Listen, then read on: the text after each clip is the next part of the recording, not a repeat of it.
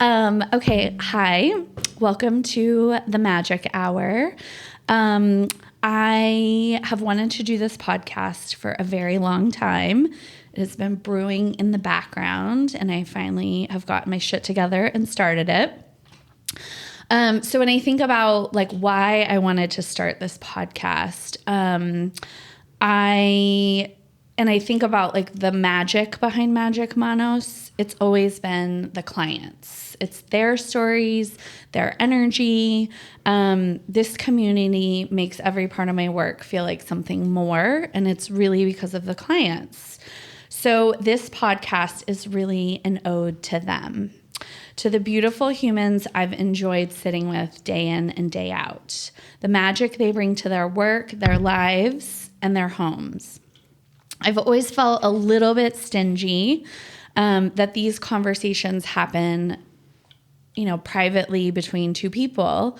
So now I finally get to share some of them with all the softness and humor and truth they carry. So I hope, like me, that you get something out of these conversations, especially my first guest, which I'm so excited. Her name is Alissa Howard. Some of you have heard about her because I am always raving about her work. She does all the graphic design at Magic Manos. She is really responsible for helping me name Magic Manos, for helping me really develop and curate the aesthetic of Magic Manos. So without further ado, here's Alissa. And also part of her day job, which I'll let her give us her title because it's a mouthful. But here's Alissa. So tell us what your official title is. Yes. So my day job title, I work in marketing and operations and innovation at Whataburger, which is very exciting. I've been there about 7 years. Absolutely love it. And since I work a little bit more on the business side now, it's more of a creative problem solve versus like a creative. So that's why I like to work with amazing people like you and help bring your visions to life. So, so where do you draw the most inspiration from when you're working on a project with a client? Like, is it the feedback you get from them? Is it Pinterest? Is it how do you, since you get to work with a lot of fun freelance clients, where do you draw this inspo? Yeah. So I would say most projects that I do now are more passion projects. They're more things that seem interesting or valuable to me in some way, in that it's not an experience or a problem I've solved before. But I also just really love working with people, especially women who are very passionate about what they do and kind of helping bring what they want to bring to the forefront. So it's always kind of exploratory from a process perspective, which I think for some people can feel intimidating because it's so open and non-structured. But for example, for someone who I have a relationship with where it's just more organic, it's kind of starting, I remember we sat together and we did a word cloud of just kind of words, things that you associated with what you wanted your business and your brand experience to be. I still have that word cloud, by the way. Yes, I need we to should frame it. Yeah. Yes. So we started there because I feel like it's important before you start thinking about a logo or a visual identity to really have a name. And so sometimes I realize in that process that people's names versus taglines, maybe something that they're really stuck on, it's not quite a name. It's more of a tagline. It's more of a brand positioning. And so I remember with you, it was okay, should it just be you, Jenny Little? Should it be? So kind of getting to that. And then the most fun part for me is getting on Pinterest or getting on Dribbble.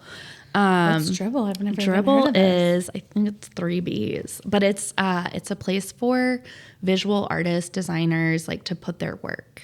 And so it's kind of just a more curated Pinterest, I'd say. Okay. Because I don't believe I've ever seen an ad there, but it's typically just work. Okay. And a lot of it will pop up on Pinterest. So, but I like Pinterest because then I can kind of save anything that I find. And so a lot of times we'll do like a joint Pinterest board to kind of create like a joint mood board. But I always like to figure out like what's the typography, what's the font, what are we going for? If your name is shorter, we can do, something with like larger letters. Like, so I feel like all of that influences where we start. But definitely once we get into the visual vocabulary of color and font and shape and line, Pinterest is helpful because like if I say bubblegum to you, that might be more like pale, right. Versus like the color of your pants. So you just have to kind of interprets it differently. Yes, you have to figure out, you have to kind of establish the language between you and the client. And sometimes, like it's not a great fit. It's hard. But sometimes like, and who I kind of like to work with now that I don't necessarily like need the extra income. Right. It's just who do I vibe with? Who's looking for something that I feel like I could help them solve for, that I will like learn something and, develop a deeper relationship with along the way. I love that. I think that it's such a good place, for anyone that's like starting a brand, like coming up with the name is so pivotal. I remember we floated the idea of like magic hands and then, for many reasons that would jazz fingers. Yeah. Not work. But, it was kind of like an ode to San Antonio with the manos. Mm-hmm. And, so I think starting with a name is like really, really, really imperative, and yes. It really informs like a lot of your creative choices, you know? So that kind of spins into my next question was like, how do you make choices? So sometimes when you send me, you'll send like 5 different swatches of things, and I'm like, how does she pick, like when you're working on like, let's say, we worked on wallpaper together, which was one of my favorite projects. But it's like there were so many different things that you could have picked from. Like, How do you distill it, Yeah, great question. And sometimes I have a harder time than others. Like, I feel like the beginning, it's kind of a funnel. Like, I'm going to throw a lot of stuff out there, see what you vibe with, kind of narrow it down from there, curate it from there. So with the wallpaper, I remember kind of having seen the furniture, the colors, the things that you were picking out. I think we even went to like Home Depot together to pull. Mm-hmm. Yeah, we pulled swatches. And so kind of taking that, seeing the color palette, knowing the visual imagery that we'd established, and how even within your logo, within the hands, like they're your hands, they have your tattoos. Like, so pulling little, iconography imagery from the tattoos, knowing that it was about women's empowerment, pulling these different forms, these different shades of women into the pattern. And then starting there, kind of like laying it out, creating this repeating pattern, there was a little bit more room. And so that's kind of when I went, there's other elements to this experience, like the sage stick and the gua sha and things that we kind of dropped in that like slightly darker pink color. Yeah. Just to kind of add depth and texture. So, and I just feel lucky because a lot of the things that I'm like, what about this? You are like, oh my, please. Like, so we just kind of, I feel like we feed off of each other and it builds and it just kind of like becomes even greater than it could have been. Yeah. I think that part of what makes, like our process so great is that I feel like you don't have a lot of like ego where you're like, if I'm like, we were throwing some ideas against the wall like last week and I was like, like I liked it, but I just felt like for what we were working on, it wasn't great. And I've never felt like I can't tell you, like I don't like this because, I've worked with some designers in the past where it's like, they're like, well, what do you mean? And like, and it's like I think in a creative process, like you need a lot of like room without an ego to just like toss ideas back and forth, Yes. I think it requires a lot of trust. I think with any type of working relationship and period relationship, like working relationships are their own special thing, but psychological safety is so important. But there's also something that I feel like is kind of like a joke, at least in places I've worked, where it's like, you can't be afraid to kill your baby. Which, like, as a childless woman, probably sounds less, horrible than it is. But like designers and artists, you know, we tend to hold our work so close to the chest. We feel passionate about it. It kind of exists in this space between like, you know, there is a science to it. There are things that you could say that are objectively true, but it's just like, it's something that I created and you put it out there in the world. And so people can be very defensive. But for me, like, I don't have that. If I'm making something for myself, sure. Yeah. But I find that, you know, design is not just about form, it's about function. Like it has to work and it has to serve the purpose it needs to. And so that's kind of where user experience comes in. You know, if we're creating an image and I really want you to see like 2 or 3 things, I can't put 80 things in the picture, you know, and we have to think about the size that the image is going to be viewed. Like someone's looking at it on their phone. Okay, so that's too tiny. Which is helpful because I think a lot of times I don't think about those things, which is why I appreciate, you know, your technical talent where it's like, well, Jenny, that's not going to work. You know, sometimes I have these like, I'm like, but the bigger and the brighter. And you're like, but it's going to be a small thumbnail. So I think that like just though, like keeping the guardrails on, but without ego is like such a great balance that you know, achieve. Yeah. It's And hard. because like we, you know, without both of us, without the ego, like we can give each other that feedback and say those things. And it's like, it just is what it is. Like, you know, like, so not having to exert any additional energy when we communicate with each other is huge for me, like in any relationship, but especially in a relationship like someone I'm working with, because I'm like, you know, we work to live. Like, unfortunately, we live in capitalism and we have to pay for stuff. So I'm like, I never want to exert more mental and emotional energy than I need to when I'm working. Yeah. Conserve it. For funner things. Yeah. What's like the funnest project that we've worked on? I told you mine was wallpaper. Yeah. So I was like, I mean, it might be the wallpaper. Like it was, the whole experience was fun, like designing it, developing it, something I hadn't done before. And then kind of like how it came to be in the world was also so funny and silly. And I always have a moment like when I'm doing something big where I think, oh my gosh, I feel so confident. What if this just goes horribly wrong? So of course it comes in with like the weird white lines, you know, at the edge. So yeah, spoiler alert, the wallpaper did not go according to plan. Like what does, right? So I was then thinking, okay, how do we solve for this? Because it wasn't just we want it, you know, to be right, but it was that you were opening and you needed to install it. So, you know, borrowing like the giant paper cutter and bringing it and, you know, cutting the little edges off and whatnot. Alissa, hand cut. So the wallpaper came in square sheets. No, it actually came in rolls. Rolls. That's right. We had to cut it, and and it should have been easier. Yeah. But ultimately, sorry, you installed it. So yeah. I did with the help of a really good friend. Yeah. But so the wallpaper was your funnest. Is there any projects like moving forward that you want to do that like I've never even thought about or like you think would I don't be know fun? that you've never thought about, but I know that we've talked about more packaging and just kind of when you get into the space where you have more, you know, retail product like tissue paper and bags and all that fun stuff. So I think kind of building out the paper goods suite that we've been working on. Okay, besides the stickers. Yeah. I know we talked about doing like limited edition stickers, which I think are super fun.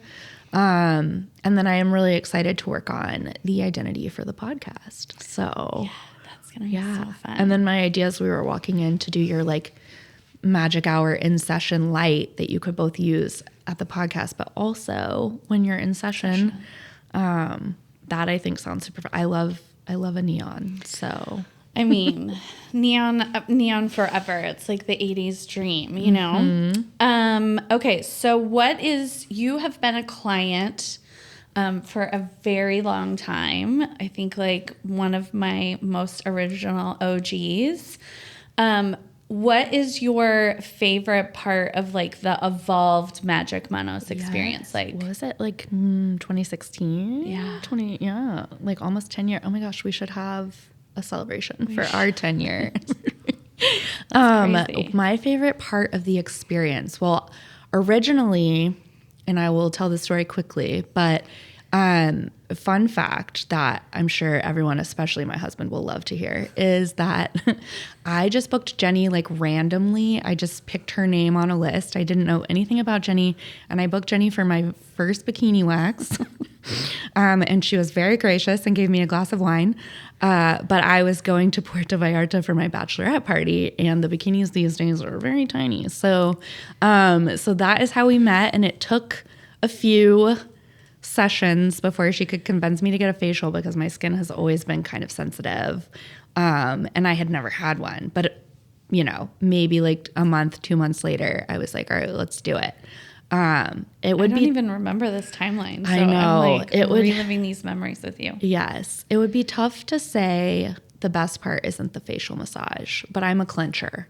So like when you get in there and that cheekbone and just like, that is always amazing. Always great. I also love that like scrapey tool that you do on the scalp. The scrapey tool. Yeah. That's a good one. Yeah. I love that. Yeah, I forget that we started with a bikini wax. Yes. I was like, you know what? I'm just going to get to know this person. I also lent Alissa, I think we had known each other It was maybe like a year maybe at that point. my veil to wear at her wedding. So she wore my veil, which is fun. My something borrowed. Something borrowed. Those things are expensive. I appreciate that. It's a very It's nice beautiful. veil. Yeah, if anyone else wants to borrow we it. can flash it on the screen. It's like a, yeah. Okay. So when you work, are you listening to music? Are you listening to podcasts? Like, are you a Spotify girl? Are you an Apple Music? Okay. Really? Well, I'll start with I'm a Spotify girl.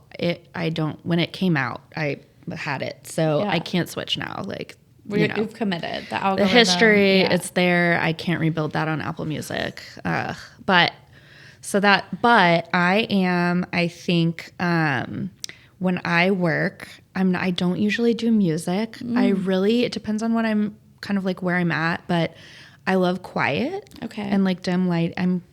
Learned during the pandemic that I'm very particular, and it's been a very hard adjustment to try to pretend like I can work in a cubicle again. But I really like quiet. And then if I get to a point where I've kind of gathered all the things I need to like sit down and just like knock the thing out, then I love to put on like reality television. Okay. What are you watching? So usually it's like Dateline. There's like 1,000 years of that. So I just like put it on Unsolved Mysteries. I watched like everything that exists on YouTube one time, like just hit play, like just background noise kind of. Okay. I really don't pay attention, I notice, because lately I've been doing it with Love Island. I did not realize there were like 36 episodes in that. Yeah, I could not. Once I figured out it was coming on every night, I said, this is not a commitment I don't think I would have done that had I known. But I'm 18 in. I have probably like very little idea of what's actually occurred. I looked you just up have like it going on in the background, like while you're making, like design choices. Anything, yeah. Okay. Like I think I was drawing the other day on my iPad, and like looked up and I was like, wait, what? Like totally missed some like key plot points. So Dateline's probably safer, but right. But yeah, I feel like people talking like so I can kind of zone out. Do you like to work at home or like?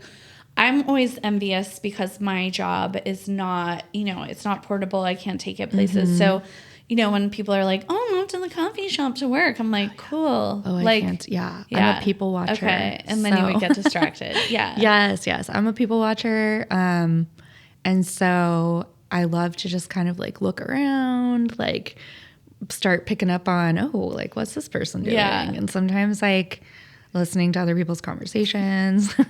I'm definitely an ear hustler. Yeah. I think I like to think that I could work in public, but I could not. Yes. I think I would get distracted. I'd see someone I know. I'm clearly chatty. Yeah. So You chatty? Right? I'm very shy. No, Very introverted. this is like part of the issue too. Like I have found for me, depending on what I'm doing, it is better for me to be at home, like in the quiet or with my, with my, shows on in the background. But because if I hear someone walk by and I'm like, oh, what you doing? I'm going to pop out. I'm going to say hi. Like, and so of course, like that kind of in-person connection, it's great. It's important. There are certain meetings, like when we sat down and, word clouded, there's things that you have to do in person. Yeah. And that's a different kind of work. But when I need to just kind of like do the actual kind of end goal, like I'm going to send you the file, like here, here's the baby that we might kill. I need to be at home, be quiet, like focused, very, very little distraction, and preferably have like a block of time that I know I'll be uninterrupted, which is a luxury. Yeah. Of course, like without kids, people sometimes need things called, whatever. But it's easier at home for someone to not like just pop by and be like, hey, do you have a minute? Right. So. And not just, and not distract you from like your flow. Yes. So what would be like, what's on your Spotify rotation right now? What are you listening to? Well, I was like for, at least a year now, I was like big Chappell Roan fan. Absolutely obsessed. Yeah. Like love everything. But I'm kind of varied. Like I really love so many strange things. I'm a weirdo. Love like a good ballad. Love 80s music. Okay. So sometimes it's just kind of Osbourne. I know. Yeah. Sometimes it's just kind of like what are we feeling? But I always like fall back to Fleetwood Mac. Okay. Like went and saw them in 2014 at Jazz Fest. Like have loved them forever. I think I was an only child for only 3.5 years, and then my brother came. But like just listen to music with my parents, so like have kind of an old soul like music preference. Love that. Yeah. I mean, you can't ever go wrong with Fleetwood Mac. Yes. And I've heard rumors that they might be. Did you see that? There was a billboard, I think. And then they were, I think, and Lindsay and Stevie were kind of like Instagram trading. Yes. And so, well, of course, the Silver Springs performance, iconic. But we do have 2 fiddly figs that are named Lindsay and Stevie.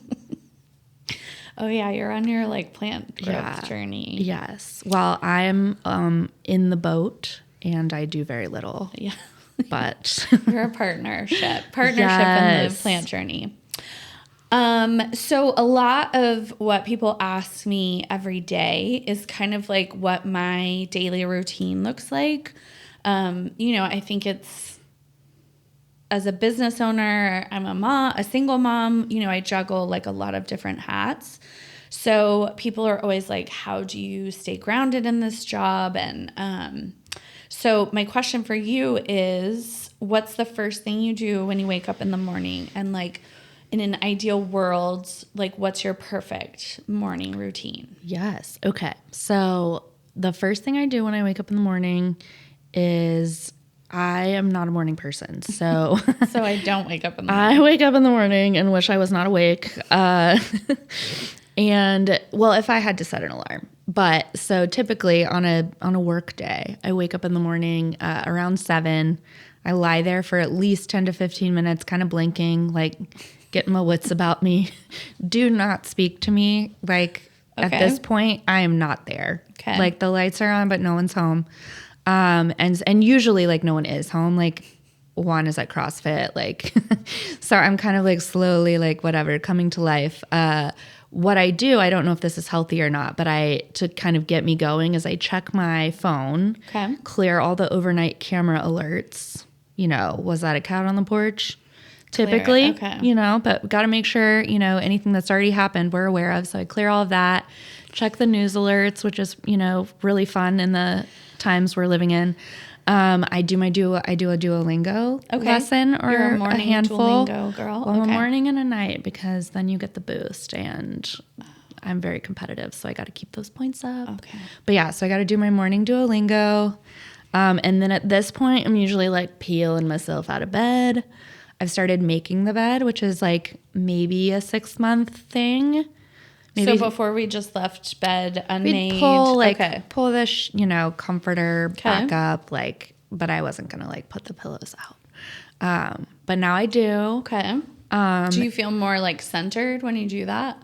No, but I know that my partner appreciates it. Okay. So it's kind of like, it's not for me. Okay. But it is nice. It looks nice. And then, brush my teeth, wash my face, whatever. And so usually like out the door, as soon as one brings the car back, head to the office, got to get my coffee. But on a work from home day, which I've established, if I have stuff to do, that's not just chat with people, is a good day for me. Brush my teeth, wash my face, like very little get ready. I typically actually do very little to get ready. I'm kind of lazy. But love to just kind of go, take my morning vitamins, get my coffee set up and kind of like ease into the day. Like, so I like to start with coffee. I like at least the first hour to be quiet from like 8 to 9, if possible, not always possible. But yeah, I feel like I come alive around like 10 a.m. Interesting. I think that's so important when you're talking about creative process too, is like because I am a morning person, right? Around 9 p.m. I start shutting down. So it's like I have to do, the bulk of what I need to get done in the morning. I think people are always like shocked when I'm like, I did this, this, and this. So I think it's good to know like when you're kind of like coming online and when to like kind of plan your day around that. And I think that what I've noticed from talking to so many different people is that the more you can establish like a morning routine, the better, whatever that looks like for the morning time. I think that sets us up for like success, Yeah. And people always ask, like I'm like, the secret of it is just doing it every day. And it sounds really boring and unsexy advice, but it's just like, people are like, well, how do you meditate every day? And I'm like, you just do it. Like it just becomes like a non-negotiable part of your morning, And so I think it's good that you have like, kind of morning benchmarks. I think the people that I talk to that, it's like feel the most like chaotic is like every morning is so different. Like they don't really have a lot of a routine. So I think that part like really, really helps. And my routine is like the bare minimum. So I need to like find the energy to like add a few more things in there. Like I should have some sort of like protein, I shouldn't just have black coffee until whatever time I feel hungry. But so there are definitely things I'm working to become a more whole adult. But it's always a work in progress. Yes. Like I definitely have like staples, right? And then it's like things ebb and flow, you have to like change up routine, especially when you have kids. But I was going to say, I know myself, and a lot of the way that I operate is very luxurious because I only have to really worry about, a few things. Yeah. And most of them are me. Yeah. So. And that is a huge luxury, that people with children, and especially like single moms don't have, Yeah. So it's, I think that's important too. It's like, you probably have, like my days are so like scheduled out just because like I cram 7,000 things into them every day. Not because I like choose, some of it is a choice, right? It's that you have to make, I have to just get all of these things done, So, okay. So we've established you're not a morning person. For nighttime, what is like your go-to cocktail order? Like, yes. So I was like, this one's tough because I have a lot of routine. I like routine, but I feel like I'm more spontaneous in terms of like, okay, where are we? What's the vibe? Like, obviously it's super hot right now. So like, I really want something cold. So I'm not going to order like a red wine. Yeah. Like, But I was like, definitely love a very, very dirty vodka martini. I know we have that in common. Like, absolutely filthy. I order mine slutty. Yes. I remember you told that guy one time, like, hole in the bathroom wall, truck stop, dirty. Where was this? I don't remember this. Gosh, where were we? We were at a truck stop? No, like, you told him to make your martini, like, as dirty as, like, a glory hole at the truck stop. I was like, oh. But I don't remember where we were. It was dark out, though, so. It might have been Bar Loretta. Okay. That tracks. But yeah, so I mean, but I like typical girl dinner, like trend. I'm like dirty martini, Caesar salad, French fries of any sort. Great. Excellent. A lot of places are doing them here right now. Need to like get on that and go. But I love that that's become like a trend. Like, I know. And because it is, I mean, it makes so much sense because it really is like my dream dinner when I'm like with girlfriends. It's like, what's wrong with a salad and French fries? Yes. You know, it's like the best. No, it's amazing. Okay, So that's typically, but I will just order a beer. Like depends. Like, is there a long line at the bar? Why am I worried about how long my drink is going to take? But I'm going to just ask you for a beer because I just don't want to be standing here while you're shaking that bad boy. If I'm sitting at a table. Also, like some places are not martini places. That's you know? true. Like That's true. It's like you have to order specific for what, you know, you have to know your audience, if you will. Yeah. Yes. Very important.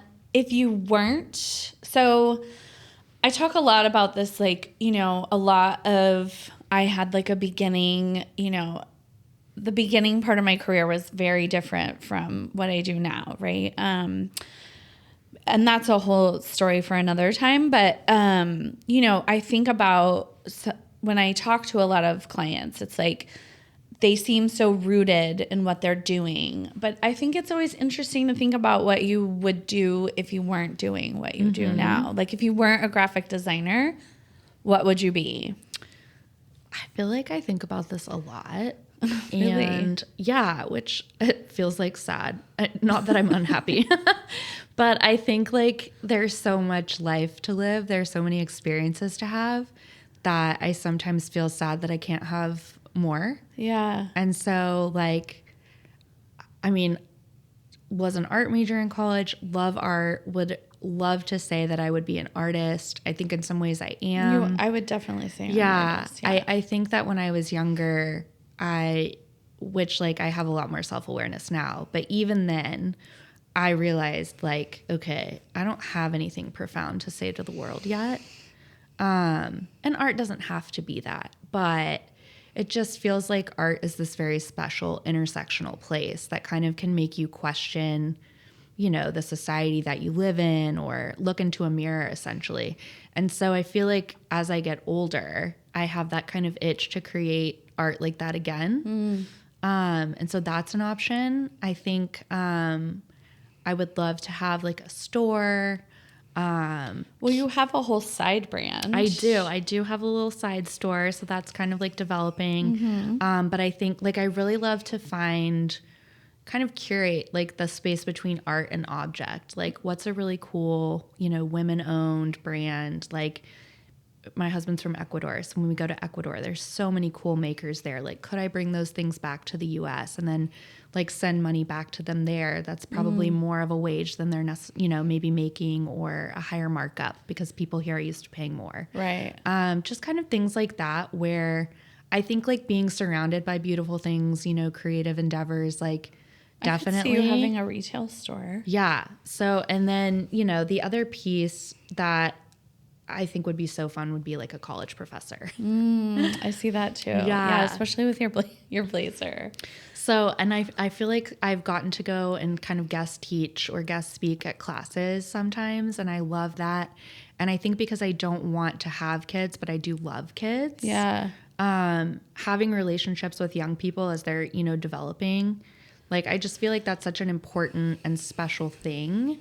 And I love to nurture and, you know, giving back in that way would be really rewarding because I'm like, you know, I'm not going to have someone 24/7, like full raise, like, but I'm like, if I can hang out and spend time with kids and make them feel, you know, whether they're like 7 or 18 or whatever it is, like, you know, you're worth loving. Like, you need to like love yourself, like, and the rest kind of follows. Yeah. And help them kind of see the world in a different way, or maybe like open their eyes to new perspectives in terms of, you know, class discussion. Like, that would be super fulfilling, I think. I would have to go to a lot more school though, and that costs money. So, and that's you a know. lot. I remember, I have 2 professors from college that I just like still to this day, like they inspired me so much. And that's like so important, you know, especially when you're talking about design and creativity. And yeah, I can see both of those different like avenues, you know, like. Yeah. And I'm like, I guess it could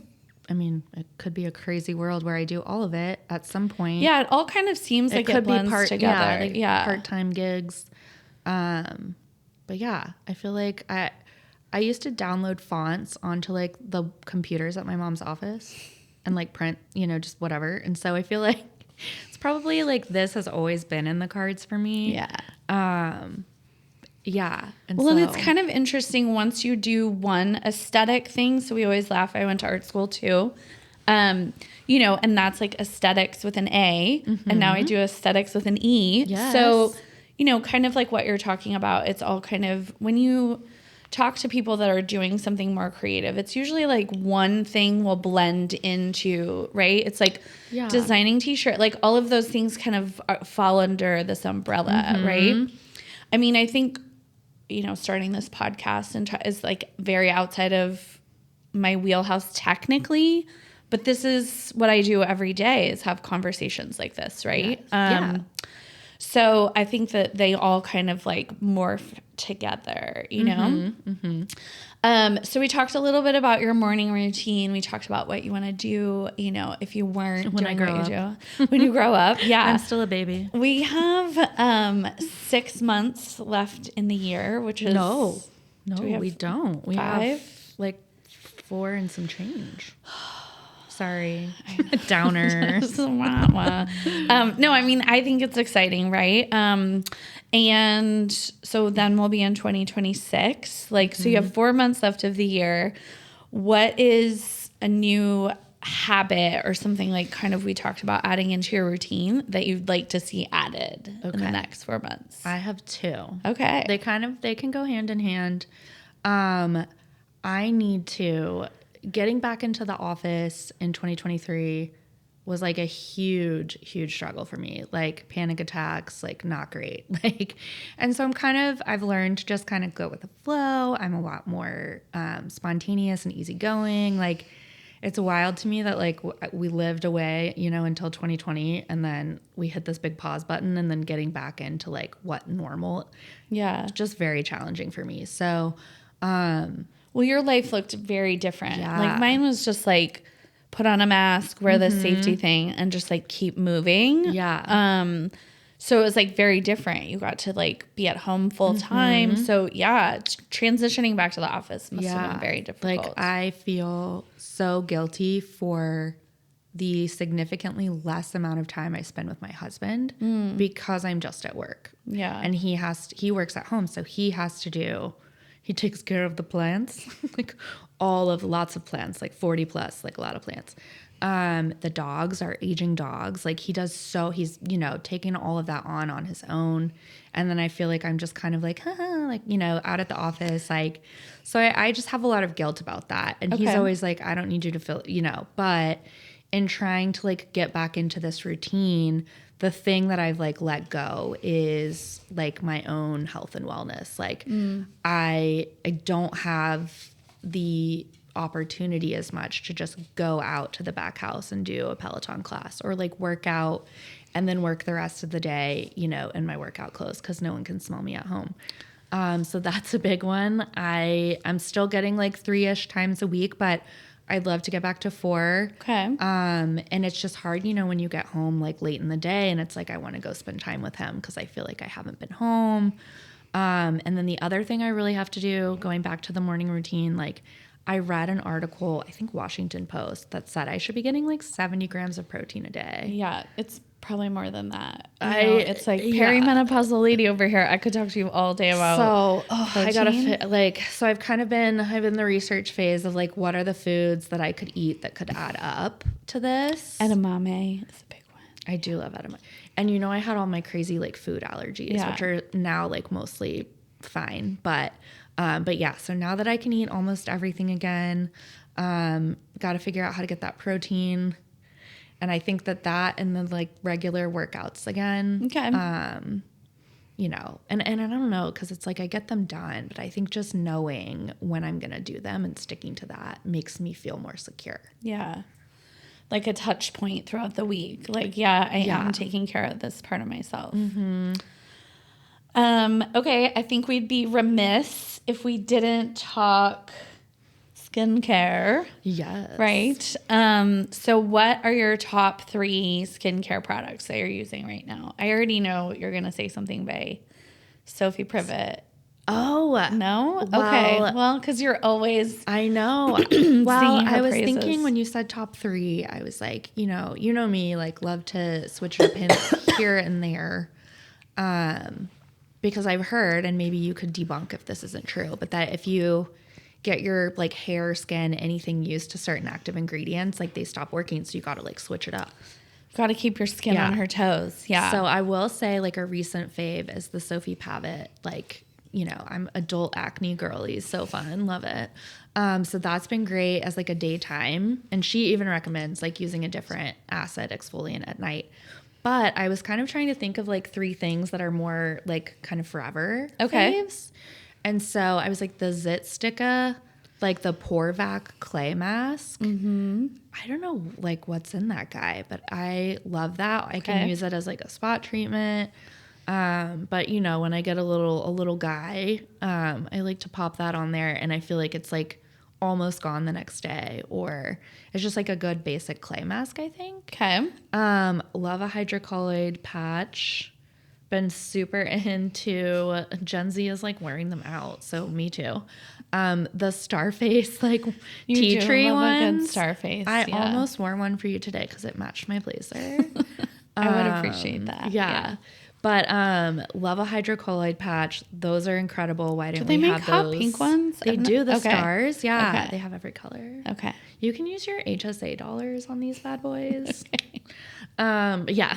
I bought like a multi-pack. My boss doesn't provide HSA dollars, so you got to talk to her.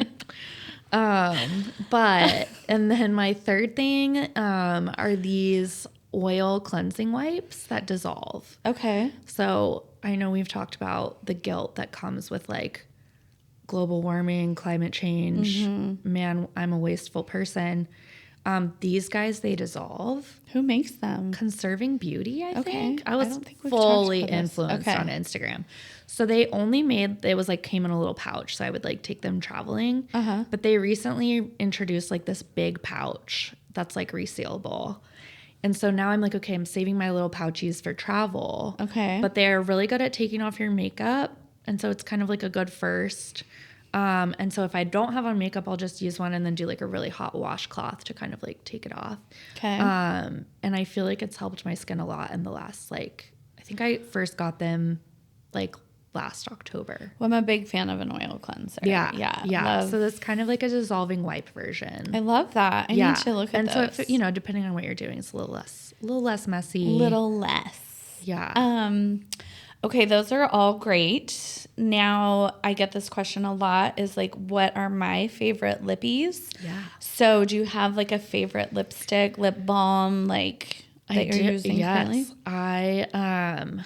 Man, there's so many categories there. But I feel like my favorite lipstick is like the Violette that I'm obsessed. All the color, I have all the colors, I'm pretty sure. And they're like a lip stain, which I love because it doesn't matte, it's sheer. Her stuff is, we'll link it. It's great. Yeah. So, favorite lipstick, favorite lip balm. There are these, they have different colors and tints, but there's a black lip balm from Finding Ferdinand. Okay. That I like love.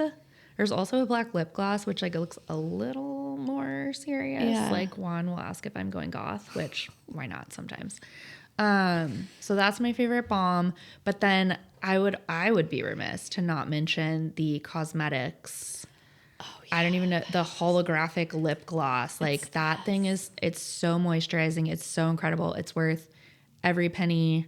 So fun. It is. It's also just like fun to pull out of your bag. It feels like total girlhood. It's good all the time. Yeah. Like it's good at night. It's good with my lip product. Like I love that. Yeah. And it's so like pretty and it just makes me smile. Good, yeah, when I see it. But it feels so good. Like it feels, like just incredible.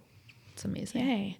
Also, your brows are always looking good. I know this person who does we that. laminate Alyssa's brows. What is your go-to brow gel? Do you use like a... Oh, good question. It's just like a super basic like pomade. Like I get the little spoolie. Okay. And then you run it through a pomade. Yeah, okay. When they're good. When they're being a little more unruly, when it's almost time for a touch-up, I use the Kosas. Okay. Brow gel, the tinted one. And that helps kind of pull it together. But now that they're fresh, they're like a week old. They look really good. I just use like a clear setting and like a good firm because you know that I could brush these bad boys down straight. Yeah. You've got some strong brow. They look really good. Is there anything that you want to ask me like before we wrap up? I mean, no pressure, but yeah, I just figured.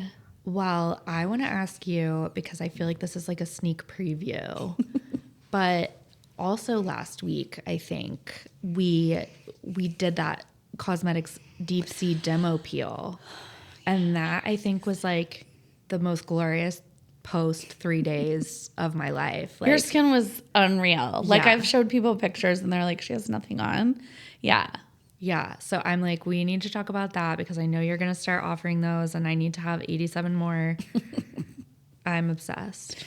Yeah. I ordered it Monday. I think it shipped yesterday, which is very exciting. Share the tracking with me. It's like, I'm just kidding. The cosmetics deep sea peel. It's like their alternative version for microneedling. It's just a very deep penetrating peel with like almost no downtime, but like all the glow. Her skin looked great. It also was really interesting information for me that you can't use SPF after this peel. Yes. Because we don't want any oil on the skin. So that was cool. Like no makeup either. No makeup. Gotta go clean 48 hours, right? Alyssa sent me a picture in a hat, which I was very proud of. But yeah, so clean skin. And to really see like the full extent of the peel. So I'm very excited. I think we're going to start offering that in August. Yes. And what's cool about it too is it's pregnancy safe. So you can do it when you're pregnant, which is fun. I hope I never need to know that. But good for the girlies who are excited about that. But I want to know, what are your 3 favorite products right now? Oh, good I know. question. Making you narrow it down to 3. Yeah, that's really challenging. So morning or night, or just I guess overall. Okay. Yeah, overall. Big fan of Cosmetics Cell ID. It's an antioxidant. I use it at night. I really love that one. I know this is like so old school, but I love Dr. Dennis Gross, the peel pads. I know it's like, it's everywhere, but I do those maybe like 2 or 3 times a week. Like it's just a really nice glycolic. Mm-hmm. It exfoliates. It's not, it's not super intense. I have to be careful with like too many actives. So, because I will over peel my skin. So I love that one. It's just like a wipe and then you leave it on for a couple minutes and then you neutralize it. So that would be number 2. And then number 3, well, I guess because it's summer, I love the Supergoop, the tinted sunscreen. Mm-hmm. It has like a little bit of like a glow to it. Oh, is it the glow screen? Yes. Yeah. I love that sunscreen. I think Sephora is like, here's a free sample. Yeah. That. You should take it. Yeah. I love that sunscreen in the summer. It also, because most of my sunscreens that I use during the rest of the year are cosmetics, and it's more mineral based. Mm-hmm. So it has a white cast, which fits my, winter skin a little bit better. So I like the Super Goop, the glow screen for the summer because, I have a little bit of a color just from naturally being out in the sun. So yeah, way to turn the tables. Yeah. Well, that brings us to almost to our hour naturally. I really appreciate you coming. I mean, the number one appearance guest star of the show. I am honored. And this all felt very natural. So hopefully it did to you too. Yes. For people that hate the way their voice sound, these headphones really help. Yeah. You don't sound as awful. I feel like this is a plug for use the appropriate equipment. Facts. Whether it's a podcast or what are the Ulta MD face scrubby thing you use? Yes. It's use the right equipment. Yes. I had a vision that I wanted to do this at Magic Manos, and then I met with the founder of Open Set Studios where we're recording. Sorry, that was very loud. And he was like, you're going to need this. You're going to need this. I said, okay, we'll just record it there because it really makes a difference. So shout out to Walter. Yes. But yeah, so thank you. And this is the end.